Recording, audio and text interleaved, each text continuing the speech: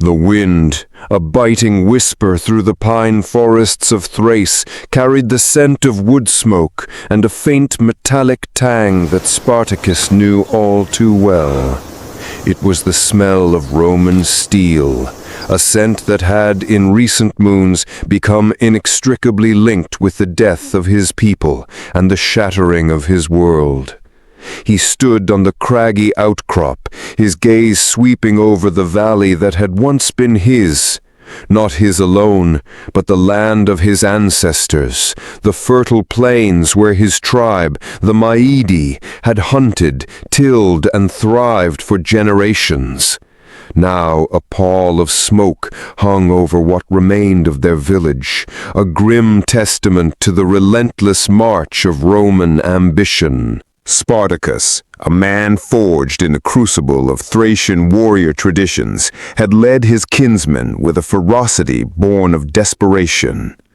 His physique, honed by countless hunts and skirmishes, was a testament to a life lived close to the earth and under the open sky. His dark eyes, usually alight with a keen intelligence and a certain untamed wildness, now held a deep-seated weariness, a shadow born of constant vigilance and insurmountable odds. He was no stranger to conflict. The Thracians were a proud and warlike people, their borders frequently contested. But Rome was a different beast entirely. It did not merely conquer, it consumed. It did not merely defeat, it obliterated. The memory of the final stand was a jagged shard in his mind. The clang of legionary shields, the disciplined advance of their cohorts, an unstoppable tide against the passionate but fragmented resistance of his people. He remembered the desperate courage of his kinsmen, their spears and axes meeting the cold, efficient might of Roman gladius and pilum. He remembered the cries of the wounded, the smell of blood mixing with the dust of their desecrated homes. He had fought until his arms ached, until his shield was splintered and his axe heavy with the grim tally of lives taken. But even his strength, formidable as it was, could not stem the tide. He had been captured not in the heat of battle, but in the grim aftermath. Wounded and surrounded, his defiance still burning in his eyes, he was roughly disarmed. The legionaries, hardened by countless campaigns, saw not a warrior, but another piece of plunder, another body to feed the vast maw of their empire. The chains that bit into his wrists were cold, unforgiving iron, a brutal symbol of his new reality. His spirit, however, remained untamed, a small defiant flicker in the encroaching darkness. The journey was a blur of misery and degradation. Marched south with other captives, men, women, and even children, Spartacus witnessed firsthand the systematic dehumanization wrought by Rome.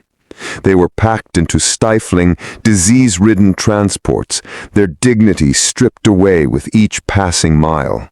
He saw the despair in the eyes of his fellow Thracians, the silent surrender that settled over many of them.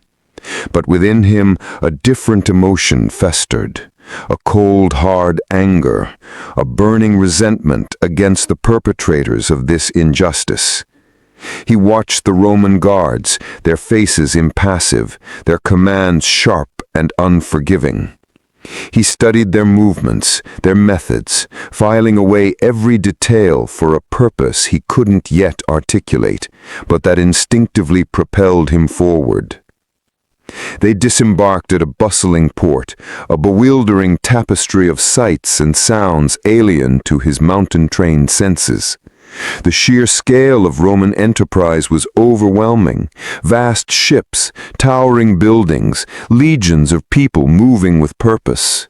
He saw the opulent villas of the wealthy, the bustling marketplaces overflowing with goods, and the legions of slaves, a silent undercurrent to the vibrant chaos. He was just one more commodity in this sprawling, arrogant world. His final destination, after more grueling marches and the chilling process of being bought and sold like an animal, was not Rome itself, but the city of Capua. It was here that he was delivered into the hands of Ludus of Batiatus, a name that would soon become synonymous with his torment. The gladiator school, or Ludus of Batiatus, was a stark, brutal compound, a place designed to break spirits and forge killers. The air itself seemed heavy with the sweat of desperate men, the metallic tang of blood, and the raw scent of fear.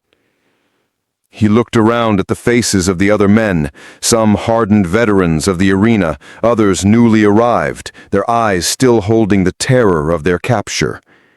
He saw the resigned despair, the vacant stares of those already broken. But he also saw, in a few, a flicker of something else, a guarded defiance, a simmering rage. As he was roughly pushed into the training yard, the shouts of the doctore ringing in his ears, Spartacus felt the last vestiges of his old life fall away, replaced by the grim uniform of a gladiator. The future stretched before him, a series of brutal lessons, endless drills, and the inevitable, bloody spectacle of the arena. Yet, even as the chains of his new existence seemed to tighten around him, a defiant thought stirred in the depths of his being. They had taken his freedom, his home, his dignity, but they had not, and would not, take his spirit. He was a slave, yes, but he was a warrior still. And in this brutal world, a warrior always found a way to fight. The arena awaited, and Spartacus would learn its dark lessons, not to die, but to live. His journey had just begun. The stench of the Ludus was the first thing that truly assaulted Spartacus, a noxious blend of sweat, stale blood, unwashed bodies, and the acrid tang of fear. It clung to the very stones of the compound, permeating every breath. Ludus of Batiatus, the lanista who now owned him, was a man of corpulent flesh and sharp, avaricious eyes. He surveyed his new acquisitions with a detached, professional gaze, assessing their build, their potential, their market value. To him they were not men, but investments, living, breathing instruments of entertainment and ultimately profit. The initial days were a blur of disorientation and pain. Spartacus, along with the other new recruits, was thrown into a harsh regimen designed to strip away their former identities and remake them into gladiators. They were assigned to the doctores, veteran fighters who, with whips and stern commands, drilled them relentlessly. Morning began before dawn with meager rations of gruel and water, followed by hours of punishing physical exertion. They ran laps around the dusty yard, swung heavy wooden swords at equally heavy wooden posts, and learned the basic stances and maneuvers of various gladiator types. Spartacus found himself drawn to the Thracian gladiator style, a fitting, if painful, irony given his origins. He was taught to wield the sika, a curved short sword, and to defend with a small rectangular shield. Among the other recruits, faces began to emerge from the anonymous mass of misery. There was Crixus, a burly Gaul, all muscle and fiery temper, whose eyes held a raw, untamed defiance that resonated with Spartacus. Crixus fought with a furious, almost reckless abandon, a stark contrast to Spartacus's more measured approach. Then there was Oinomaus, a Germanic warrior, stoic and powerful, whose quiet strength was a steady anchor in the volatile environment. They were all in their own ways broken men, but the shared crucible of their training forged an unspoken bond between them, a grim camaraderie born of mutual suffering. They were chained together, metaphorically and sometimes literally, by their shared fate. Life inside the ludus was a constant negotiation with pain. Every muscle ached, every joint screamed in protest. Injuries were common and often ignored unless they threatened a gladiator's ability to perform. The food, though insufficient for their grueling activity, was just enough to keep them alive. Sleep was a restless escape from the endless drills and the oppressive presence of their guards. Discipline was brutal and instantaneous. A misplaced step, a slow reaction, a moment of perceived insolence, all could earn a vicious lash of the whip or a night in the cold and damp cells. Death, however, was reserved for the arena, a public spectacle designed to sate Rome's insatiable thirst for blood. Spartacus, even amidst the physical torment, remained acutely aware. While his body endured the harsh training, his mind was actively dissecting the world around him. He watched the doctores, not just their fighting techniques, but their arrogance, their casual cruelty.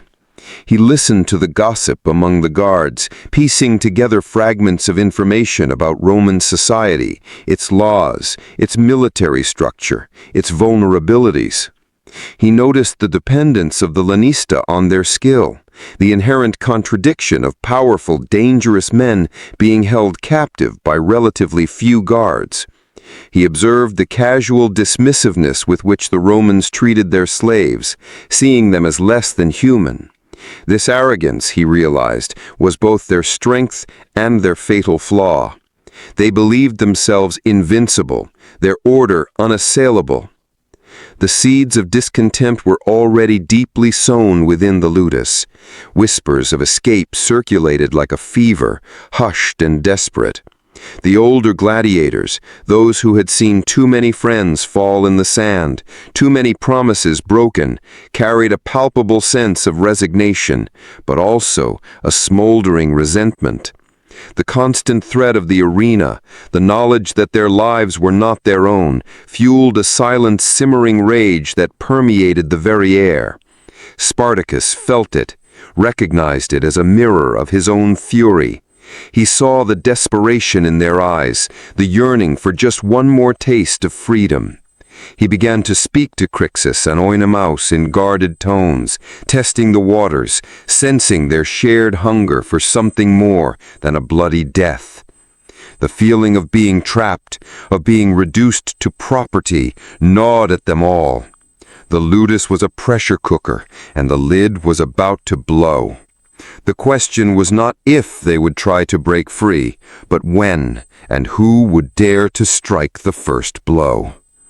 The heavy gates of the ludus felt less like a boundary and more like a cage that Spartacus knew with growing certainty he was destined to shatter. The air in the ludus was thick with a tension that was almost palpable, a silent hum of suppressed fury and desperate hope. The gladiators, usually stoic in their suffering, carried themselves with a brittle edge, their eyes darting, their conversations hushed. For weeks, the lanista, Ludus of Batiatus, had been unusually harsh, driven by a desire to impress a powerful Roman patron visiting Capua. Training had intensified to a brutal degree, leading to more injuries, more exhaustion, and a palpable shift from resigned acceptance to simmering rebellion among the trainees. The breaking point arrived with chilling clarity one sweltering afternoon. A young Thracian recruit, barely more than a boy, stumbled during a drill, his legs giving out from exhaustion. Before he could recover, a doctore, a grizzled Roman veteran named Marcellus, brought his heavy wooden staff down with sickening force across the boy's back. The recruit cried out, a thin, piteous sound, and slumped to the dust. "Get up, dog!" Marcellus roared, raising his staff again. But the boy lay still, a trickle of blood already staining the sand. A collective gasp rippled through the training yard. Spartacus, his own muscles screaming from hours of combat drill, felt a cold knot of rage tighten in his gut. This wasn't just punishment, it was casual brutality, a life extinguished for a momentary lapse. Crixus let out a low growl, his eyes fixed on the fallen boy, his hands clenching into fists. Even the stoic Onomas's jaw tightened perceptibly. In that moment, the silent despair transformed into a burning, unified outrage. The boy's death was not just one more atrocity, it was the final, unbearable indignity.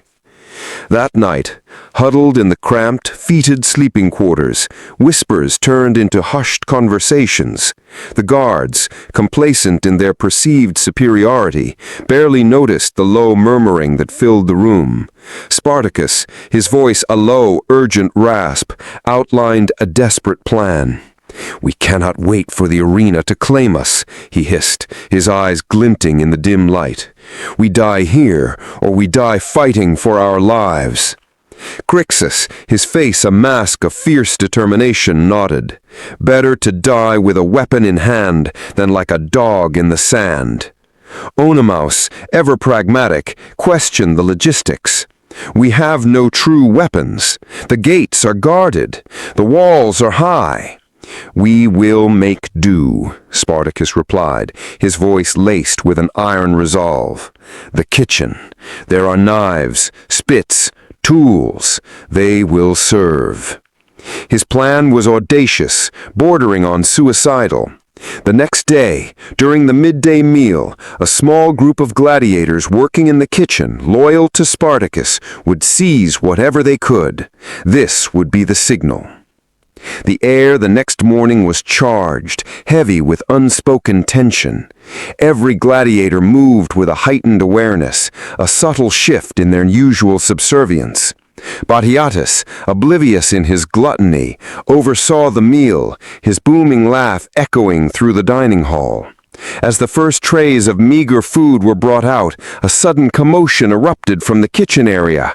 A sharp cry, then the unmistakable clatter of metal on stone.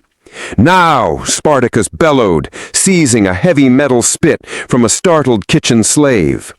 Crixus, with a guttural roar, overturned a table, using it as a makeshift shield, and charged towards the nearest armed guard, a heavy carving knife glinting in his hand.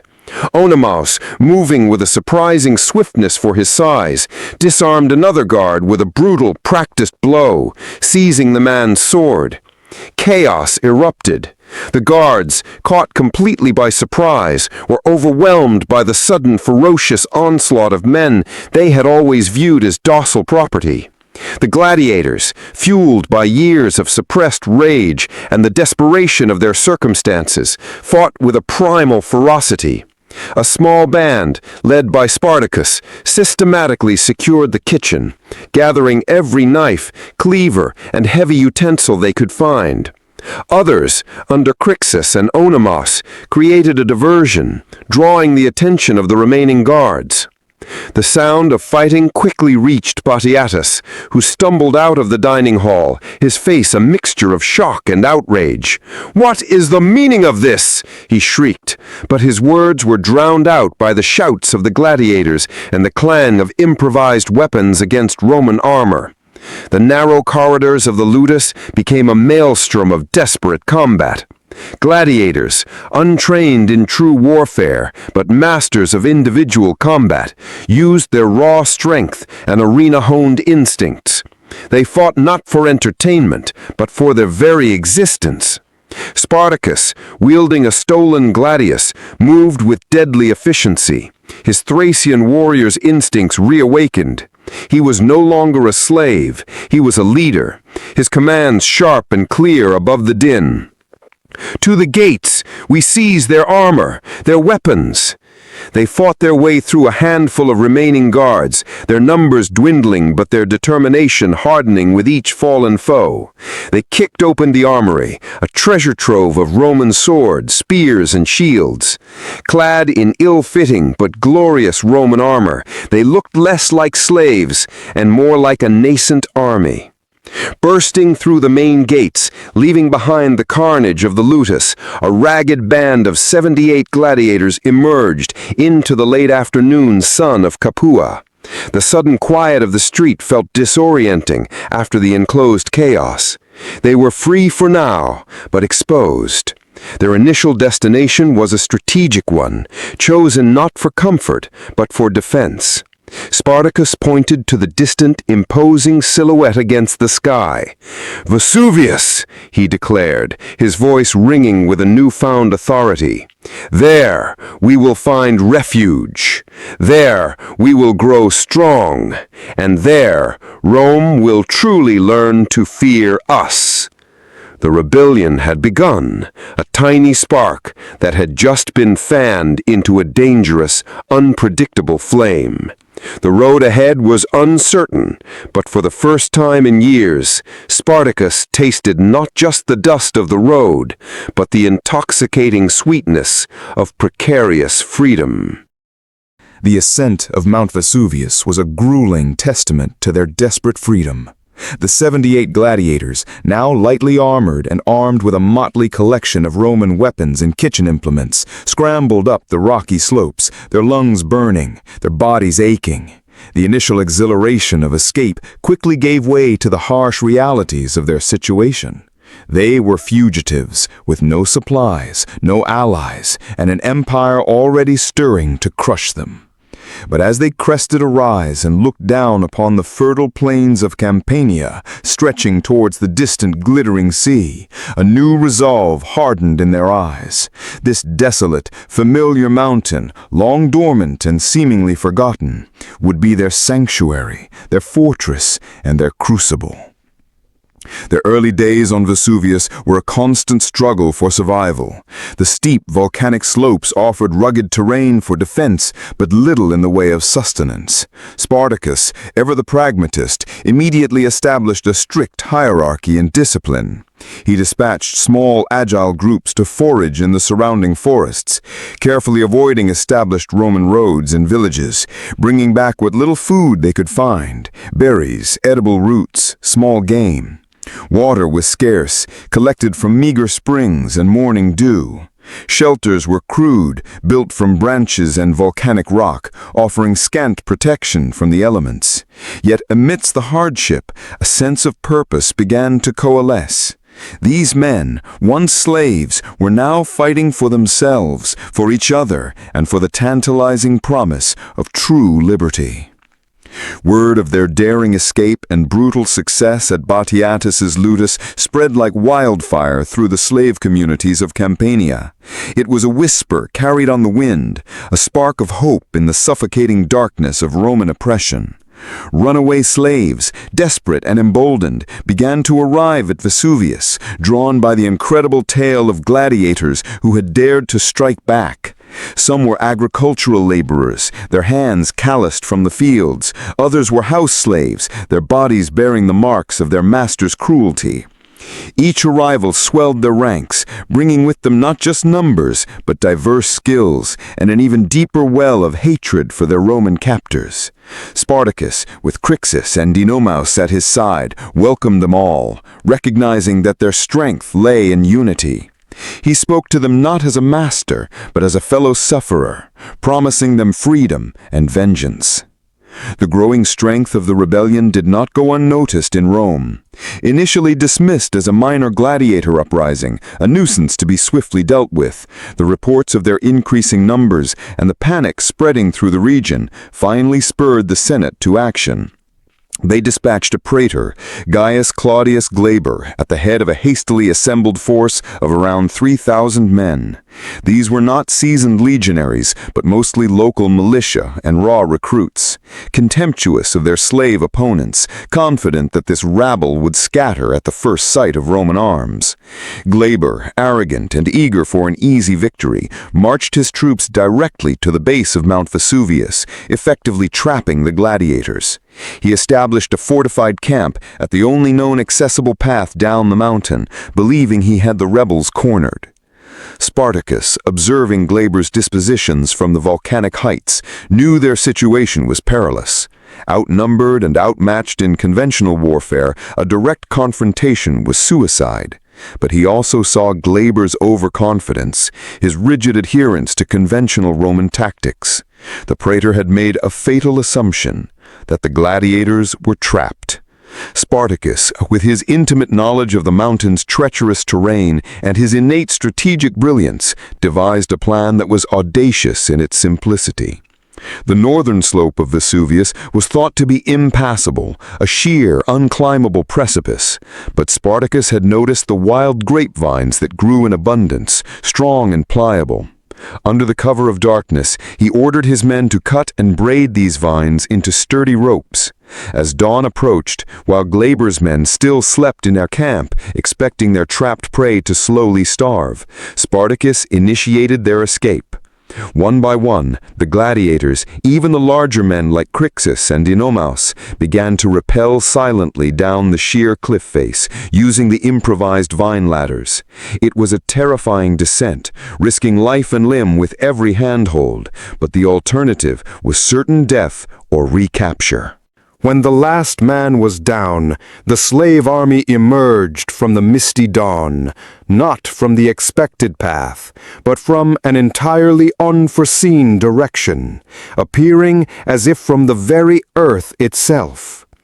They fell upon Glaber's complacent camp with a fury of trapped animals unleashed. The Roman soldiers, caught completely by surprise, many still half asleep, were thrown into utter disarray. The gladiators, though less disciplined, fought with a savage intensity born of desperation and the thirst for revenge.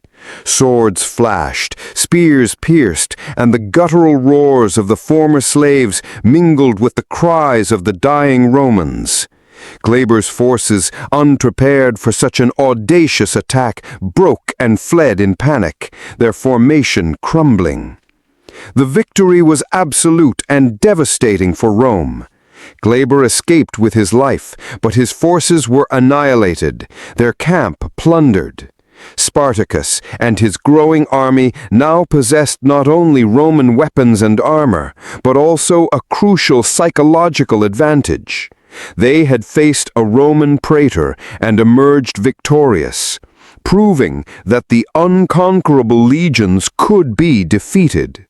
The fire on Vesuvius had not only illuminated their path to freedom, but had also ignited a far more dangerous blaze in the heart of the Roman Republic. The terrifying realization that a slave, a mere gladiator, had just struck a humiliating blow against the might of Rome. This was no longer just an escape.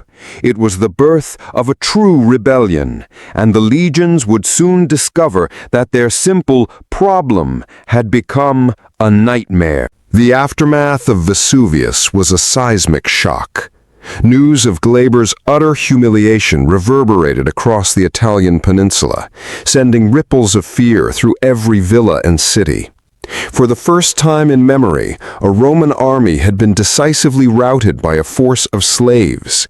The servile bellum, the slave war, was no longer a localized nuisance, it was a burgeoning threat. For Spartacus and his rapidly growing army, Vesuvius was more than just a victory. It was a beacon, attracting thousands more. From every corner of Campania and beyond, the downtrodden streamed towards the gladiator's banner. Field slaves, brutalized and starved, abandoned their masters' estates. House slaves, weary of endless servitude, slipped away in the dead of night. Desperate free peasants, impoverished and oppressed by Roman taxation and land grabs, also joined their ranks, seeing in Spartacus a champion for the exploited. The ragged band of 78 grew into a formidable force, numbering in the tens of thousands. Spartacus, Crixus, and Unimus, now true generals, began to organize this diverse, swelling multitude. Their victories continued, each one adding to Rome's mounting shame and the rebels' growing confidence.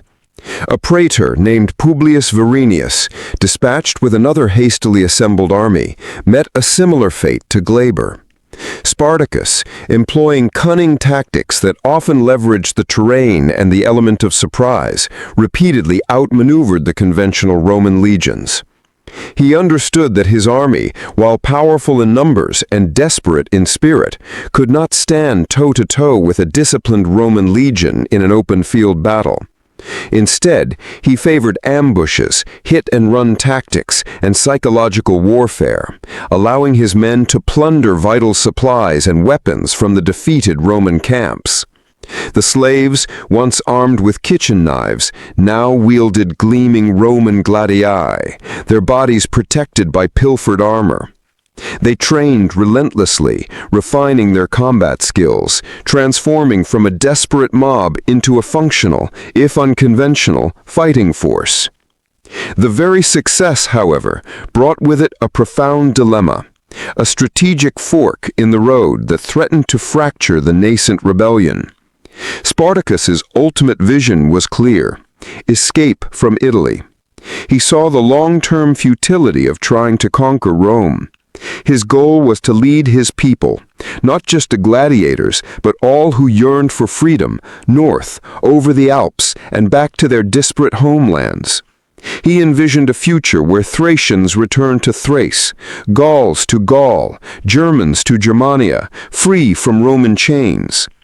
But many in his burgeoning army, particularly the Gauls and Germans led by the fiery Crixus, held a different desire. They had tasted vengeance, reveled in the plunder of Roman villas and towns. They sought not just freedom, but retribution and the spoils of war.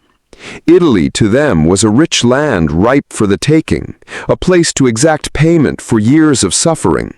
Why flee, they argued, when Rome itself lay vulnerable before them? Why turn their backs on the opportunity to utterly humble their former masters and carve out a new existence in the heart of the empire that had enslaved them? The debates raged, often heated within the rebel leadership. Spartacus, ever the strategist, argued for the long view, for the survival of their people, for a future free from Roman pursuit. Crixus, passionate and driven by the visceral desire for immediate satisfaction, championed the cause of continuing the fight within Italy, of liberating every slave and crushing every Roman. Onimus, caught between the two strong personalities, often served as a pragmatic mediator, though his own inclinations leaned towards Spartacus's wisdom. Despite the growing internal friction, Spartacus initially held sway. He knew that lingering in Italy would only invite the full, overwhelming might of the Roman Republic. Their victories, impressive as they were against relatively small, unseasoned forces. Rome had not yet brought its true power to bear. So, with a heavy heart, acknowledging the murmurs of discontent, but steadfast in his conviction, Spartacus led his army north. They swept through regions like Picenum and Cisalpine Gaul, their march leaving a trail of liberated slaves and pillaged Roman estates. The path seemed clear for their escape across the Alps. Yet, as they drew closer to the formidable mountain passes, the internal divisions reached a boiling point. The promise of distant homelands held less appeal for those who now saw a chance for immediate plunder and revenge. The yearning for a final, decisive confrontation within Italy, stoked by Crixus's powerful rhetoric, proved too strong for some. This divergence of ambition, this fundamental disagreement on the very purpose of their rebellion, foreshadowed a schism. For now, the army moved as one, but the unity was fragile, a thin veneer over deeply conflicting desires. The winter approached, and with it, the terrifying prospect of the Alps. The army would soon face not just the elements, but a painful decision that would forever alter the course of their desperate fight for freedom and ultimately determine their fate. The winter of 72 BCE brought no respite to Rome, only a chilling realization that the slave rebellion was spiraling into an existential crisis. The successive defeats of Praetorian armies under Glaber and Verinius, and now more recently the consular armies of Gnaeus Promelius Lentulus Claudianus and Lucius Gellius Publicola, had shattered the illusion of Roman invincibility. The very heart of Italy was being ravaged by a slave general, and the Senate, once dismissive, was gripped by an unprecedented panic. The wealthy elite, accustomed to lives of luxury built on the backs of slaves, now saw their opulent villas plundered, their estates burned, and their very lives threatened. Rumors of Spartacus marching on Rome itself spread like plague, emptying the city of its terrified populace. Rome, the undisputed mistress of the Mediterranean, was being humiliated by men they considered chattel. The indignity was unbearable. This was not a foreign invasion, which Rome understood and prepared for, but an internal cancer eating away at the very foundations of their society. The usual political squabbles and personal ambitions that characterized the Senate were momentarily set aside, replaced by a desperate scramble for a solution.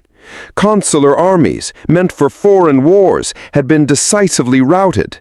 The traditional structures of Roman military command seemed utterly impotent against this elusive, innovative enemy.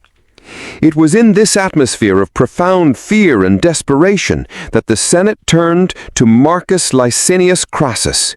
Crassus was not a military hero in the mold of Scipio or Marius. His true power lay in his immense wealth, vast lands, and a ruthless, calculating intelligence. He was the wealthiest man in Rome, and his ambition was as boundless as his fortune. Having served under Sulla, he understood the brutal mechanics of power. When the Senate, in an unprecedented move, offered him the command of the war against Spartacus, a command that held the promise of immense glory if successful, or utter ruin if he failed, Crassus accepted, but he accepted on his own terms. He was granted 6 new legions, a staggering force of some 30,000 men, a clear indication of how gravely Rome now viewed the threat. Crassus immediately set about instilling a discipline that had been sorely lacking in the previous Roman commanders. He understood that the morale of the Roman troops had been shattered by repeated defeats and the psychological impact of fighting their former slaves. His methods were brutal, uncompromising, and highly effective. His first act, which sent shivers down the spine of every Roman soldier, was the reintroduction of decimation. When a part of his army faltered in an early engagement against Spartacus's forces, fleeing in panic, Crassus ordered 1 in 10 of the terrified soldiers to be beaten to death by their comrades. It was a horrific, ancient punishment designed to instill absolute terror and obedience. The message was clear. Fear of Spartacus would not be tolerated. Fear of Crassus would be. The legionaries, witnessing this brutal spectacle, quickly understood that their general was more dangerous to them than the rebels. Discipline returned to the legions with brutal efficiency. The conflict now transformed into a deadly game of cat and mouse across the Italian landscape. Spartacus, ever observant, immediately recognized the change in Roman command. Crassus was no Glaber or Varinius. He was methodical, relentless, and unburdened by arrogance. He moved his legions with precision, building fortified camps every night, cutting off Spartacus's supply lines, and attempting to force him into a decisive, open-field battle, a battle he knew he could not win against a fully disciplined Roman force. Spartacus, too, adjusted his strategy. He avoided direct confrontations, constantly probing Crassus's lines, trying to find weaknesses, but refusing to commit his entire army. He continued his northern march, aiming for Cisalpine Gaul, hoping to cross the Alps and finally lead his people to true freedom. But Crassus was a tenacious hunter. He shot out Spartacus's every move, always keeping his legions between the slave army and any potential escape route. The pursuit was relentless, a strategic chess match played out across the vast plains and rugged hills of Italy. The Roman populace held its breath, awaiting the outcome. The sheer scale of Crassus's legions, their renewed discipline, seemed a promising sign. But Spartacus, the gladiator who had terrified Rome, remained elusive. His army still a powerful, unpredictable force. The winter passed, and as spring approached, the two colossal forces continued their grim dance, each trying to outmaneuver the other, knowing that the ultimate confrontation was inevitable. The final act of this epic struggle was rapidly approaching, and the fate of an empire and the hopes of a generation of slaves hung in the balance. The relentless strategic dance between Spartacus and Crassus reached its climax in the southern reaches of Italy. Spartacus, aiming to escape the relentless Roman pursuit and eventually lead his people across the Adriatic Sea to Sicily, had made his way to the port city of Brundisium. He had secured a promise from Cilician pirates to transport his vast army, a hope that shimmered like a mirage after years of struggle. But fate and the treacherous nature of allies intervened. The pirates, swayed by a larger bribe from Crassus, were simply deeming the enterprise too risky, abandoned Spartacus and his waiting forces, leaving them stranded and exposed. Crassus, seizing this critical opportunity, moved with swift and brutal efficiency.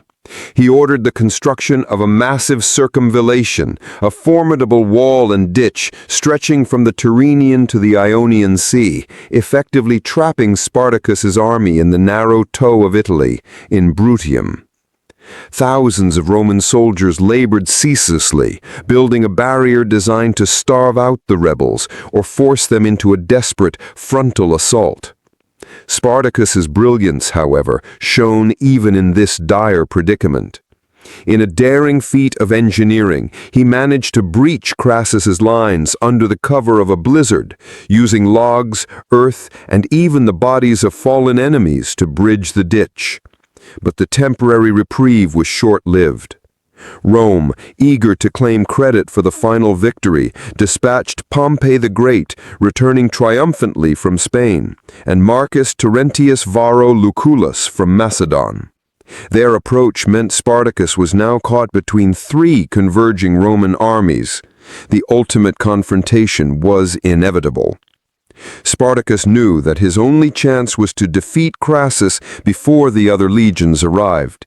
He marched his army to a final desperate stand near the Silo River.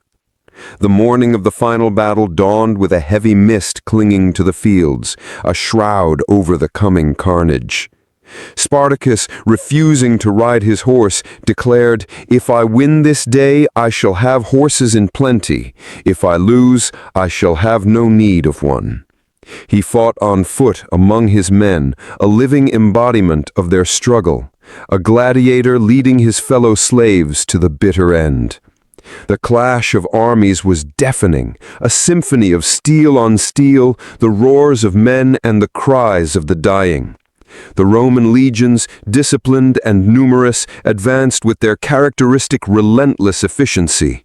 But Spartacus's army, fighting for a freedom they had almost tasted, met them with a ferocity born of utter desperation.